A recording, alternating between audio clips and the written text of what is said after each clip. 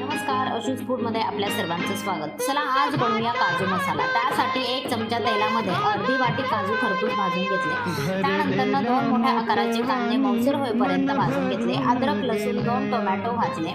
4 तासासाठी भिजत घेतलेले अर्धा वाटी काजू घातला, कोथिंबीर घातली, कसुरी मेथी घातली, पाव चमचा मीठ घातले। व्यवस्थित मिक्स करून झाकण ठेवून टोमॅटो मऊसर होईपर्यंत हे छान असं परतवून घेतलं।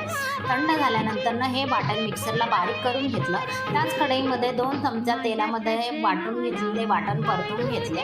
चिमूटभर हिंग, पाव चमचा हळद, 1.5 चमचा तिखट, 1 चमचा धना पावडर, 1 चमचा किचन किंग मसाला घातला, चवीनुसार मीठ घातलं आणि हे मसाले छान असे परतवून घेतले। थोडंसं पाणी घालून पुन्हा छान असं परतवून घेतलं। गरम केलेले पाणी घालून छान अशी ग्रेव्ही बनवून घेतली।